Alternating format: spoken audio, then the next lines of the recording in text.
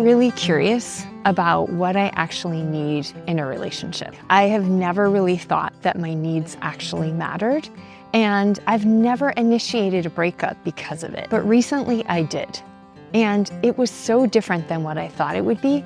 And there are a lot of actually good reasons that led up to it. Spoiler alert, it's just as hard being the initiator. I will level with you. This area of my life has been a struggle for a very long time. I wrestle with my own self-esteem regarding looks, regarding do men find me attractive? I mean, it's one thing to have self-esteem issues, which I know we all wrestle with, but at some point in my 20s and maybe even in my teens, I just kind of wrote myself off.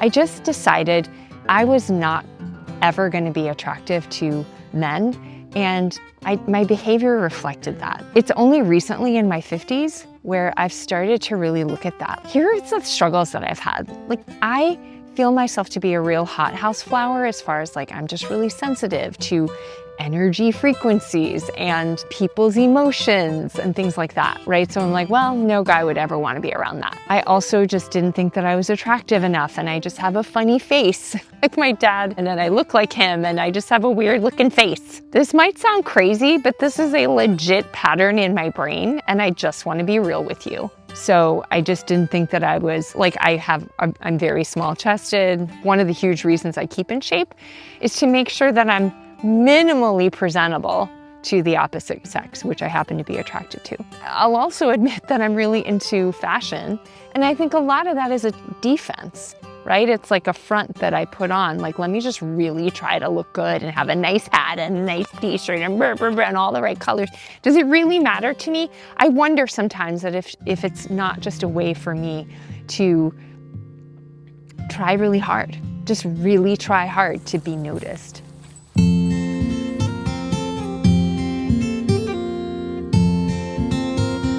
So the last time a relationship ended, it was with a guy who broke up with me, and I spent months recovering. It was not pretty. At that point, I just didn't really know who I was as far as like what really mattered to me, what I needed out of a relationship. I was just so happy that a guy wanted to be with me, and I just kind of took whatever behavior he gave me. And I'm kind of throwing him under the bus, but really that's where I was. It didn't lead to good things. And big surprise, when he broke up with me, I was miserable. I've been dating on and off since then. And recently I had a wonderful 6-month connection with somebody. And honestly, he was a really good guy, is a really good guy. I have so many good things to say about him.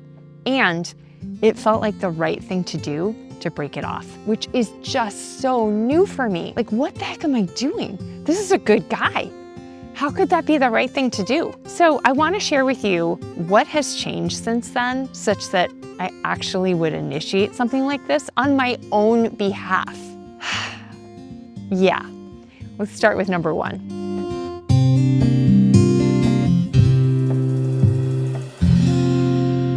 I recently took a program, or I did a program, called the 90-Day Relationship Experiment. It is offered by the Tantra Institute, and they have this gorgeous concept of breaking upwards. It's all about making your breaking up process really, really positive. I'll say more about that later. So one of the things that I got out of this was I had test relationships. They weren't fake relationships. It was more like, oh, I get to hang out with a guy regularly for 7 days, mostly over Zoom, and we make agreements, we try things, we explore things. And then at the end of it, it's like, oh, what just happened here? So it just like made everything really conscious. We had 7-day relationships and we had 21-day relationships. A lot can happen in those number of days. And so it just was me getting my reps in and being around men a lot more than I usually am. So that just gave me data. And that helped so much with what came next. So number 2, which might be the biggest of them all, is this exercise that I learned in the 90-Day Relationship course. I'm not gonna give it away, but I will tell you that what it had me do was be on Zoom with men doing all kinds of expression, right? Like I would dance around, I would do yoga, I would say crazy things, I would sing, laugh, twirl around. I was just totally free in front of that Zoom camera. I don't know what to do at the end of the day. First of all, it was super fun. Like, it just felt like freedom to me. Second of all, every single man, and I'm talking 12 different men at least, maybe 15, to a man said to me, okay, you are adorable. That was so much fun. You are just so attractive when you're like that, when you just let go. And you're giving me more freedom to let go as well. Like, I feel so much more relaxed when I see you relaxed that way.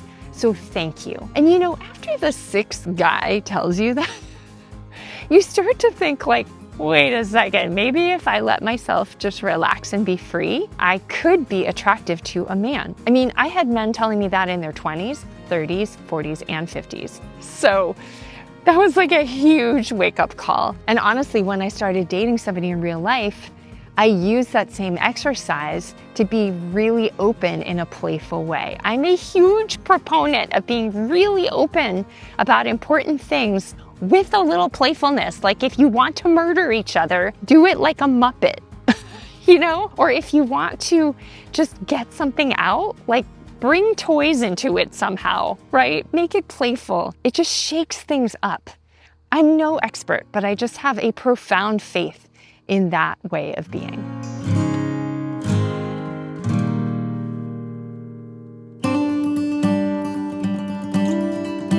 So then when I started dating somebody, the next thing happened, which was suddenly I noticed that if I wanted something out of this connection, what really helped was actually modeling what I wanted to him, not waiting for him to give it to me. Instead of me waiting for him to be bold and to be adventurous and be loving, I would lean in and I would just propose crazy stuff and like be emotionally vulnerable or whatever. And as soon as I was like that, guess who else was like that? He was. So it just showed me the power of like, all right, if I want something, I need to actually be it, show it, demonstrate it first. It comes right back to me.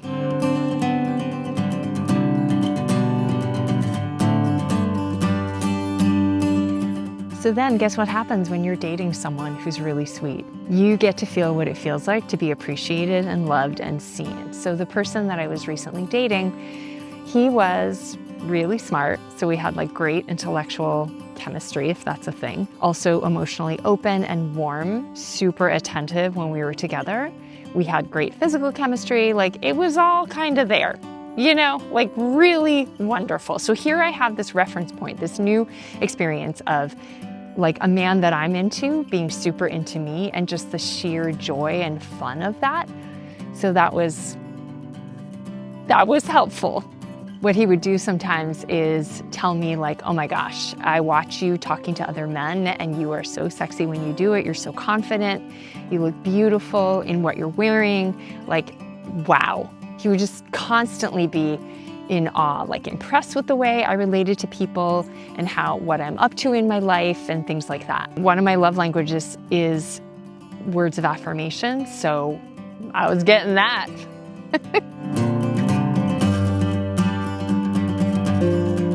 The next thing we did was just have absolute fun. We just enjoyed each other. Beyond the physical side of things, we would do things like partner yoga and go on hikes and have really great conversations and try different things like ecstatic dance. And we even went to a tantra speed date together just to see what it was like to like be flirting with other people and then go home together, like just adventures. So the fun factor was absolutely part of it. The next thing that really helped me just sort of move forward on this path was the emotional trust that we had. So I would sit down with him and I would make very clear requests like, hey, when I text you about plans, would it be possible for you to respond to me within like that day? Hey, if I arrive at an event, would you be willing to just come over and say hello to me? Because he tended to be very chill about that kind of thing. These things seemed little, but I've never been able to just ask in a way that is reasonable. Usually I turn into a little girl that's stomping her feet and asking for what I want. And I was like, hey, this is just what I want. He heard every single one and did his best to accommodate. So, you know, like a lot of emotional trust. Make requests, see the results. And it obviously goes both ways. of this grew something in me. Number one, I really enjoy getting to know a man. Number two, it's okay to have my own needs and wants with a man. Number three, guys that I'm into are into me. And four, I want to explore a more committed connection.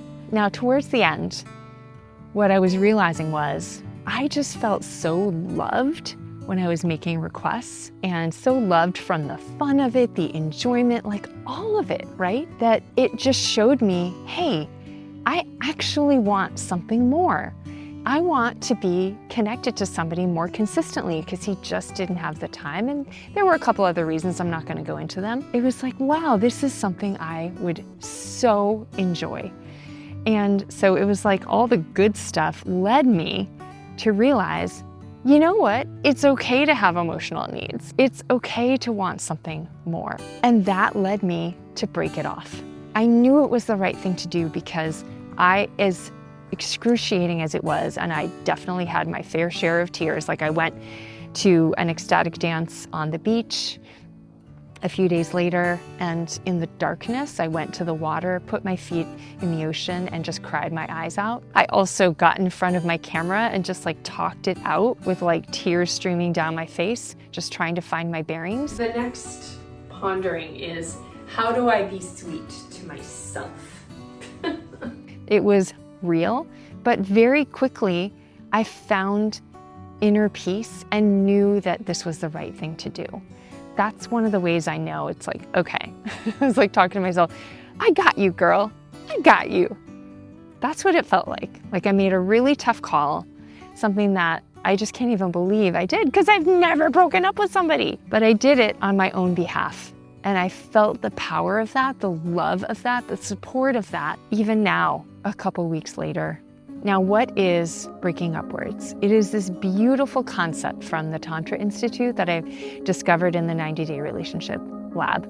And it's where when you're breaking up with someone, you share the things you truly appreciate about that person, what you learned about yourself, and just what you appreciate about the whole situation.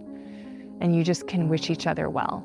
I just absolutely love that concept because it's so easy to devolve into blame and he said, she said. And while we did not specifically do that officially, we were doing it all along by appreciating each other openly, telling each other what we learned from each other. Like it just was a growth mindset the entire time. But I want to offer that as just something because it feels like a breaking upwards. It just wasn't done in person. And I feel like I learned so much, got so much, appreciated so much, and did the right thing to move along to the next part of the journey. And here's what I mean by doing the right thing for myself. I've already had the gumption to record this video about being a sexy minx in bars, which meant that I had to go be a sexy minx in bars, which is totally out of my comfort zone. So that's living proof, right?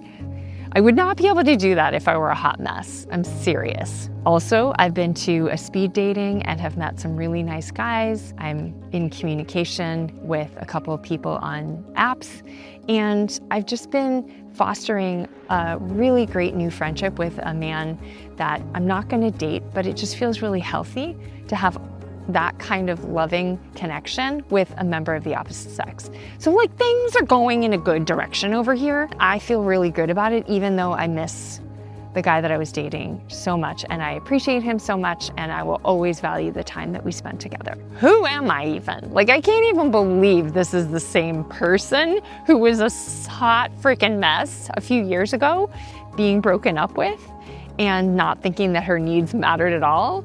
And then here I am like, wow, I just totally had my back and did the right thing.